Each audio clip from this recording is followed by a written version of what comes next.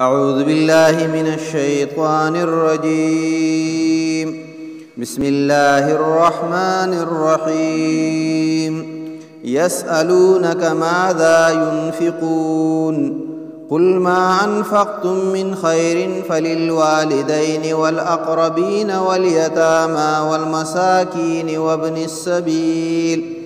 وما تفعلوا من خير فإن الله به عليم كتب عليكم القتال وهو كره لكم وعسى أن تكرهوا شيئا وهو خير لكم وعسى أن تحبوا شيئا وهو شر لكم والله يعلم وأنتم لا تعلمون صدق الله العظيم اللهم صل على محمد وعلى آل محمد كما صليت على إبراهيم وعلى آل إبراهيم إنك حميد مجيد اللهم بارك على محمد وعلى آل محمد كما باركت على إبراهيم وعلى آل إبراهيم إنك حميد مجيد الله رب العالمين فرمایل چې اے مسلمانانو تاسو څه خیال لې چې زه به تاسو باندې امتحان ونه کم او تاسو به دغسې جنت ته لاړ شئ الله رب العالمین به خامخا په تاسو باندې امتحانات کوي او تاسو به هم د هغه مشکلاتو نه تېر وباسي د کوم مشکلاتو نه چې الله رب العالمین مخکیني خلک تېر باسلی وو هغې ته اولګې هم رسېدلې وې او هغې ته د جسماني بیماریانې هم رسېدلې وې او هغې باندې هغه امتحانات دومره سخت شوي وو چې دیو جوړه کولی شي او دومره سخت شوي وو چې پیغمبر علیه صلات وسلام د هغې زمانې پیغمبر او د هغې زمانې مسلمانانو به آواز وکړو چې الله هغه مدد راولېږئ او ستا هغه مدد به زموږ سره کله میلاویږي موږ سره به کله مخامخ کېږي او بیا الله رب العالمین خپل مدد رالیږلی دی او الله ورته ویلي چې دغه زما مدد چې دی هغه درغی په دې وجه باندې الله رب العالمین د ډېر حده پورې یو انسان چې دی هغه عزمي نور هر څه د الله رب العالمین او انجام چې کوم دی بهتري انجام بهتري ازمیخ الله رب العالمین راولي امتحان راولي لکه ابراهیم علیه الصلاۃ والسلام څومره سخت امتحان کې ورته به گزارېږي که نه ورته به گزارېږي او په ټال باندې کېنولی شوی او خلکو ته یې لرګي راوړئ لرګي راوړئ او لرګي خلکو راوړله اور بلیږي او هم بهر یې خېږي او داسې منځ ته د رسولو دپاره انتظام شوی دی چې بلکل د منځ ته ورګزار شي او دا ټول خلک چې دی په تماشه باندې ولاړ دی څومره لوی امتحان دی وړوکې امتحان نه دی که نه اور دی او سړی ژوندی ګزاره که نه وړوکې امتحان نه دی خو الله رب العالمین هغه اور چې کوم دی هغه بیا څه کو هغه امتحان یې وانهغستو که نه ګلې ګلزارې کو خو په ابراهیم علیه صلات وسلام باندې خو هغه وخت راغی خو هغه خو په الله رب العالمین باندې ښه کلک مضبوطې عقیدې لرونکي خلک و دغسې د غزوه احزاب چې سړی وګوري که نه انتهایي سخترینه معرکه وه سخترینه چې د ټولې دنیا خلک په سر په یو کلي باندې راشي د ټولې دنیا خلک په یو کلي باندې راشي هسې سوچ کوئ چې هغې به څه یعنې څومره سخت حالات پی لیکن هغه مسلمانانو هغې بیا څه ووې حسبنا الله ونعم الوکیل حسبنا الله ونعم الوکیل نو دا امتحانات الله رب العالمین راولي او مدد بیا په هغه ټایم باندې راشي بلکل چې داسې حالات ته سړی ورسي چې دی وایي چې بس ختم هر الله رب العالمین هغه مدد بیا خپل راولي په داسې موقعو باندې بېشماره موقعې داسې موجودې دي چې الله رب العالمین خپل مدد راوستی دی خپل مدد یې شامل حال کړی دی او مسلمانان چې کوم دی هغې ته الله رب العالمین بری ورکړی به هر حال خو الله پاک فرمایي چې دا امتحانات بیماریانې مصیبتونه تکلیفونه او دا به خامخا راځي لہذا دا د پریشانۍ خبره نه ده او دا دستور د الله رب العالمین د پخوانه پاتې شوی دی په مسلمانانو په نیکانو صالحینو باندې او په خپلو بندګانو باندې الله رب العالمین داسې حالات راولي اوس دې آیتونو کې الله رب العالمین فرمایي حضرت عمرو بن جموح رضی الله تعالی عنہ صحابي دی او هغه پیغمبر علیه صلات وسلام ته عرض وکړو چې یا رسول الله الله پاک ماله ډېر مال الله کړی دی مالدار یم زه خپل مال کم ځای کې خرچ کړم او په څنګه طریقې خرچ کړم مال خدای را کړی دی نو دا مال زه کم په دې مال کې کمه حصه کم شی خرچ کړم او بل په چا باندې خرچ کړم کم ځای خرچ کړم دوه تپوسونه یې وکړل نو الله رب العالمین په دې آیات کې دغه سوال جواب ورکړو ځکه چې انفاق فی سبیل الله د الله په لاره کې خرچه کول چې کوم دی دا یو ډېر عظمت والا کار دی او دا د دین د بنیادی کارونو نه یو کار دی. مال د الله رب العالمین په لاره کې خرج کول د الله لاره دې ته ویل کېږي چې الله په کوم ځای کې خوشحالېږي هغه بیا عامه لار ده. که جهاد فی سبیل الله پنډونه دي، که هغه چې کوم دی نو په د لارې د کوڅې د برابروالي دپاره پنډ دی، که هغه د غریبانانو مسکینانو د هغې د کفالت دپاره پنډ دی، او که هغه په هره طریقه باندې که اجتماعي طریقه باندې خرج کوي سړی، او که هغه په دغه باندې دا یو لوی دغه چې کوم دی تفصیل الله رب العالمین د اموالو د خرج کولو او د انفاق فی سبیل الله چې کوم دی ذکر کړی دی. دلته مفسرین لیکي چې انفاق دوه قسمه دی، یو خو واجب او فرض دی، او بل چې کوم دی نو هغه مستحب او هغه دغه د خیر کار دی، یعنی مطلب لازمی نه دی، یو مستحب کار دی. او که یو سړی خرج کی نو الله رب العالمین بوله اجر ورکي. نو فرض او واجب خو عشر او زکات دی، یا د ضرورت د حالاتو مطابق چې کله حالات سخت راشي او په هغې کې خامخا ضرورتي نو بیا به مالدار خلک چې کوم دی هغه به خامخا خپل مالونه خرج کوي، ځان به ننګاره کوي نه، هغه حالاتو ته به ګوري. نو دا په هغه وخت کې بیا واجب کېږي د مختلفو حالاتو مطابقو. خو بعضې وختونه داسې دي چې هلته کې فرض او واجب سړی ادا کړي، زکات ورکړي، عشر ورکړي، د هغې نه پس چې کوم دی صدقات نفلي خیر و خیرات هغه چې کوم دی هغه د هغې هم د خرج کولو الله رب العالمین چې دی حکم کړی دی. بلکې الله رب العالمین فرمایي چې وفي اموالهم حق معلوم للسائل والمحروم. مسلمان شان داري چې هغه مال چې کوم دی هغه پر خپل مال کې یو خاص حصه مقرر کړي چې بای دا به زه د الله د رضا لپاره ورکومه. چاته به ورکومه؟ للسائل والمحروم، سائل ته به ورکومه، محروم ته به ورکومه، غریب ته به ورکومه، ناداره ته به ورکومه. دا یې مقرر کړي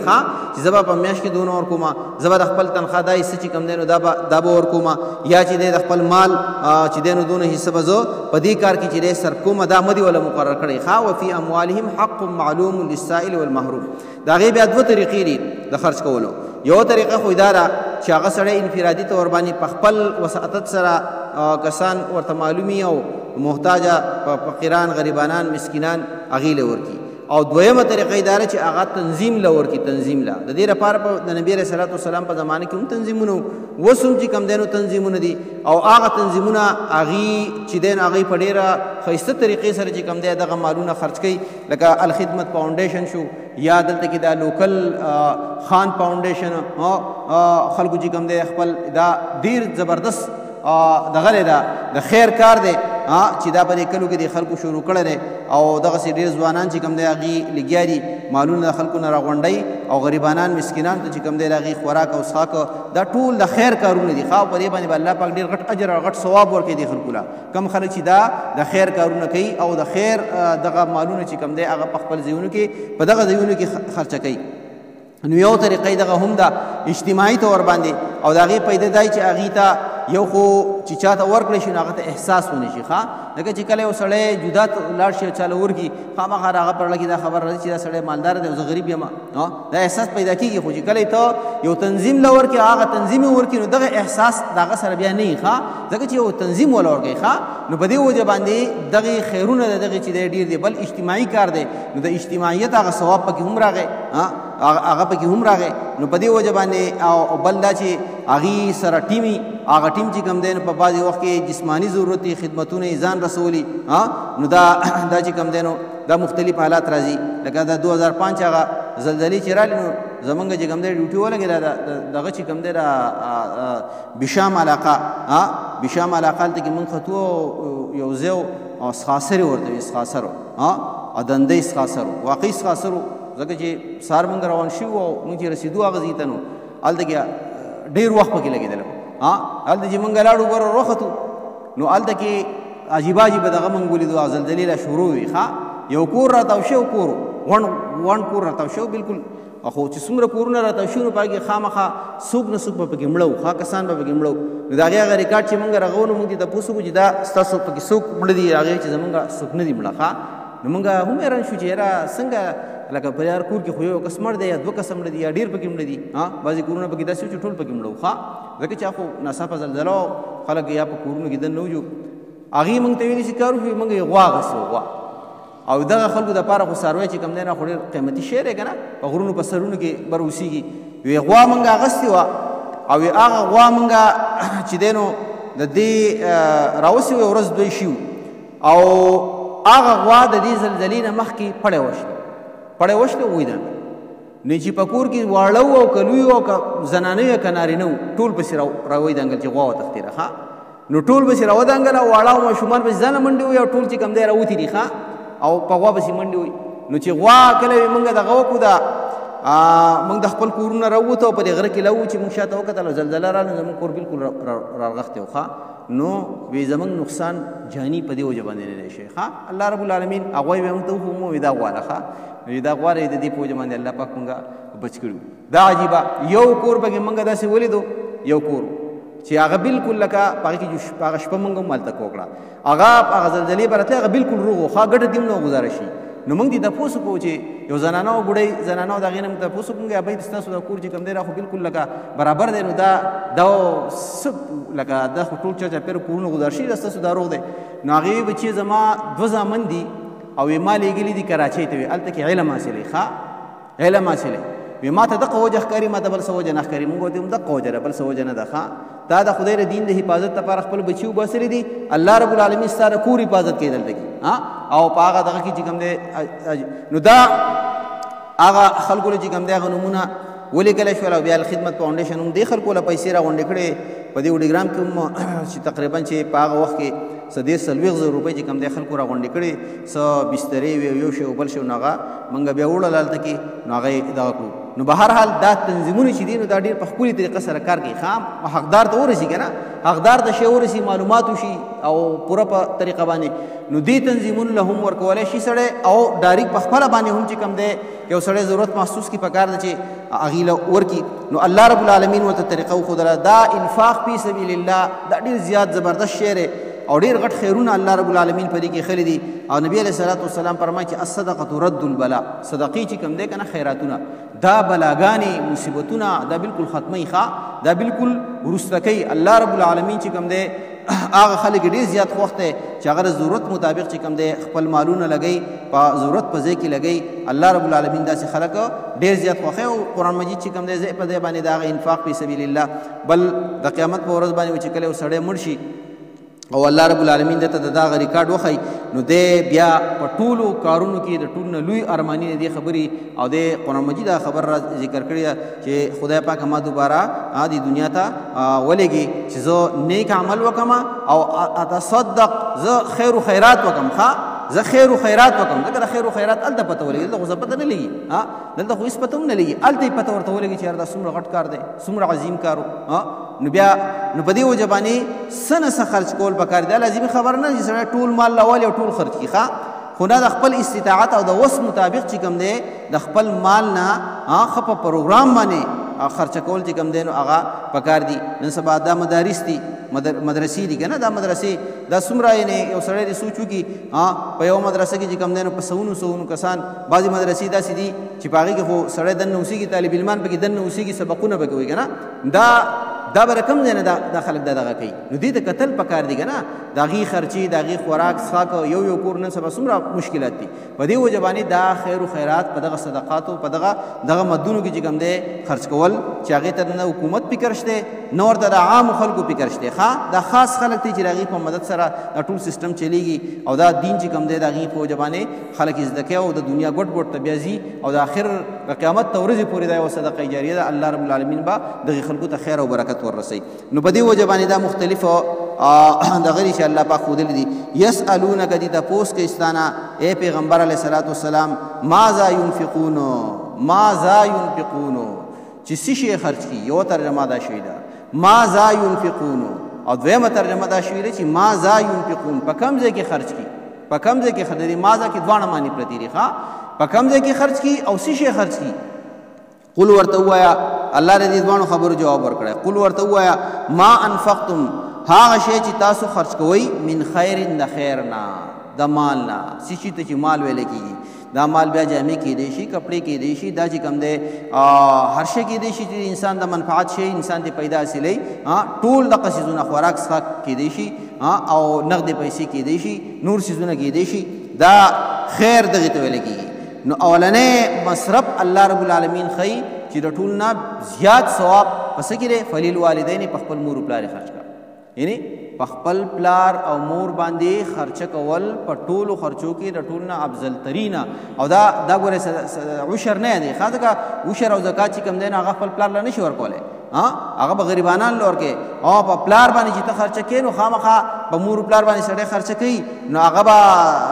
خامخا هغه پیسې چې هغه د ذاتی پیسې نو د دې د ټول نه زیات حقدار چې کوم دی هغه مور پلار دی چې په مور پلار باندې خرچه د ټول نه اول وشي او د هغې نه پس چې کوم دی او دا باقاعده الله پاک د دې اجر ورکوي ښه دا ګوره د ثواب ځای کې الله رب العالمین ذکر کوي چې په مور پلار باندې خرچه وسړی کوي نو په دې کې بیا مفسرینو مختلف اقوال را نقل کړي چې د مور پلار نه په خرچې باندې څه مراد دی یعنی د هغې ضرورتونه حاجتونه تر دې پورې وایي که یو پلار ته د واده ضرورت دي او د بچي طاقت کېږي نو واده به ولم کوي ښه څه به کوي دې پلار له به دا بچی واده هم کوي ښه که فرض که ضرورت یي او محسوسوي پلارو نو دا بچی چې کوم دی او بل دا که فرض که د پلار واده وکړي نو د دغې مور چې میره مور ده د دې کفارت هم بیا پر زوی باندې څنګه چې د خپلې مور دغه دقسې په دې زوی باندې بیا د دغې مور هم چې کوم دی کفالت په بیا ضروري دغه رنګې چې کوم دی د هغې د که عمره حج نه یې کړی د هغې بندوبست چې کوم دی چې کله طاقت وس کېږي نو په کار ده چې هغه پې وکړي نور داسې ضرورتونه حاجتونه بیماریانې تکلیفونه دا د بچو چې کوم دی دا حق دی دا به په مور پلار باندې دی کوي او دا به د عشر او د زکات پیسې نه وي بلکې دا به د ده د روزمره استعمال چې د ده سره کم دولت الله پاک ورکړی دی نو دا په دې باندې الله رب العالمین چې کوم دی د ته به اجر ورکوي فلیل والدین په مور پلار یې خرچ کوي ښه والاقربین او د هغې نه پس بیا په خپلو خپلوانو خپلو خپلوانو کې کتل پکار دي وایي دا سړی زمونږ یو مصیبت پکې ګوره دا دی چې بعضې خپل خپلوان داسې چې هغه مستحق د زکات نه مستحق د زکات نه غریبانه نی کمزوري خو مستحق د زکات نه نو هغې ته به زکات نه ورکې هغې ته به زکات نه ورکې که مستحق د زکات نو بیا به ورکې په هغه خپلو خپلوانو کې هغه ذوی الارحام چې کوم دی هغه به ترې وباسي په هغې باندې زکات نه کېږي لکه په پلار باندې شو په مور باندې شو په دې باندې زکات نه کېږي په زوی باندې نه کېږي په نیکه باندې نه کېږي په دې باندې به خپلې دغه خرچ کوي په لور باندې نه کېږي که خوري روري او غریبي یعنی ناداري په خپله د زکات ورکولو نه یعنی دونه پیسې ورسره نه خبره باندې پوه شوې او حاجتمني نو په هغه باندې چې کوم دی هغه باندې به هغه له به بیا دغه زکات وله ورکولی شي چې هغه دغه کي او که نه دغه حیثیت نه نو بیا به چې کوم دی زکات پوله نه ورکوي زکات پوله نه ورکوي نو په دې وجه باندې چې دی والاقربین خپل خپلوان په هغې باندې هم الله رب العالمین په خرچه باندې ډېر خوشحالېږي او کتل پکار دي که مستحقین کمی نو اسې هم چې کوم دی د هغې زکات نه علاوه چې کوم دی په هغې باندې خرچه کول غواړي والیتاما په یتیمانانو باندې یتیم چې دی د امت دا هر هغه ماشوم دی چې هغه په ورکوټوالي باندې چې دی پلار یې مړ شي نو داسې یتیمانان د قرآن مجید کې د یتیم ډېر زیات چې کوم دی تاکید راغلی ډېر زیات لکه یتیمانان داسې خلک چې هغې اوس د هغې باندې خرچه داره ده هغې ته کتل غواړي لکه چې هغې د پلار چې دی د سر سوری او هغه پلار چې هغه نابالغه بچي د هغې نه پاتې شي نابالغه بچي پاتې شي نو ډېر لوی مشکلات دي نو بیا مسلمانانو ته اسلامي معاشرې ته مسلمانانو ته الله رب العالمین فرمایي چې دې خلکو ته وګورئ دغه دی په هغې باندې به ځان نه ناګاره کوئ په هغې باندې به خرچې کوئ د هغې به تعلیم وي د هغې به ضروریات وي د هغې به خرچي هغه چې کوم دی هغه به په خپلو خپلوانو باندې لازمي خبره ده او په عامو خلکو که خپل خپلوان بیا نه کوي نو بیا په عامو خلکو لازمي خبره ده چې د دغې خلکو خیال وساتي دا به مسلمان سړی چې کوم دی نو ځان به نانګاره کوي نه په دې معاشره کې به ګوري چا چاپېره به ګوري ښه د انسان حالاتو ته به ګوري فکر به کوي چې یاره په دې معاشره کې زموږ چې کوم دی کم خلک داسې دي چې هغه ناداره دي کمزوري دي هغه چې کوم دی نو هغه د هغې ضروریات نه پوره کېږي نو د هغې سره په ښکاره او په پټه په دواړو صورتونو کې چې کوم دی مدد پکار دی او چې سړی ورسره ښه وکړي او مدد ورسره وکړي والیتاما یتیمانان والمساکین او مسکینان مسکین دا الله رب العالمین چې کوم دی دا مسکینان هغه چاته ویل کېږي چې هغه یې نړوسي نه نه کور شته نه د کېدو څه ځای شته نه د پاتې کېدو څه ځای شته غریب کله یو ځای کله بل ځای د داسې خلکو چې کوم دی الله رب العالمین فرمایي خیال وساتئ داسې خلکو ته توجه ورکوئ هغې ته د ځای بندوبست وله وکوئ او د هغې چې کوم دی نو ضروریات پوره کوي وما تفعلوا بیا الله رب العالمین فرمایي وما تفعلوا من خیر کم کار چې تاسو د نیکۍ نه کوئ د خیر نه کوئ نو په دې باندې ځان پوهږئ چې فإن الله به علیم الله ګوره په هغې باندې پوه دی یو کار به داسې تا نه کړی چې د هغې نه به الله خبر نه یو روپۍ به تا نه ورکړي داسې په دې ژوند کې به ستا یو لمحه داسې نه راغلي چې پاکې اوه روپۍ تا خرڅ کړي او ګینې الله پاک د هغې نه ناخبره پاتې شي نه خبره نه دی په هر شیز باندې د الله داسې نظر دی چې زما او ستا پې نظر نشته هغسې او الله رب العالمین اینی لہذا موقع ضایع کول نه دي پکار د خپل وس مطابق پکار دي سړی دغه وکړي هر سړي له خدای پاک څونه وس ورکړی دی لازمي خبره نه چې خامخا سړی دی په کروړو روپۍ په لکاو روپۍ دې ورکړي او په زرګاو دې ورکړي په بعضې وخت کې به د 100 روپو ضرورت دي په بعضې وخت کې به د 100 روپو ضرورت دي په بعضې وخت کې به د 100 ضرورت دي په بعضې وخت کې به انسان چې کوم دی څه طاقت یې په بعضې وخت کې به څه طاقت یې د هغه خپل طاقت او د خپل وس مطابق د خپل مالونه د الله رب العالمین د دین د سربلندۍ دپاره د غریبانانو د اصلاح دپاره د هغې د ضرورتونو دپاره خرڅ کول چې کوم دی بیا پکار دی او بیا په داسې وختونو کې چې کله ضرورت مشکلات او د خپل هم سړي ته ضرورت نو بیا الله رب العالمین په دغه وخت کې ډېر غټ اجر ورکوي ډېر غټ اجر ورکوي قرآن مجید کې قبل الفتح او بعد الفتح دا یو نظریه پرته راخه قبل الفتح او بعد الفتح یعنی الله رب العالمین فرمایي چې کومو خلکو د فتح مکې نه مخکې خپل مالونه خرڅ کړي دي د هغې شان جدا دی او کومو خلکو چې بیا د فتح مکې نه وروسته خپل مالونه خرڅ کړي دي نو ثواب به دواړو د الله وی ورکومه خو شان د دې مخکینو جدا دی نو کله چې حالات ناسازګاري نو په ناسازګار حالاتو کې خپل مالونه خرڅ کول چې کوم دی هغې اجر او ثواب بیا په څو چنده باندې او چې کله حالات برابر شي نو بیا هم خدای پاک اجر ورکوي او د هغې مطابق چې کوم دی خرچه پکار ده یسألونک دی تپوس کې استانه ماذا ينفقون چې څه شی خرڅ کړي او په کم ځای کې خرچ کړي قل ورته ووایه ما انفقتم هغه چې تاسو خرچ کوئ من خیر د خیر نه د سمال نه نو فللوالدین په مور و پلار یې خرچ کړئ والاقربین په خپلو خپلوانو باندې والیتاما په یتیمانانو باندې والمساکین یا په مسکینانو باندې وابن السبیل او په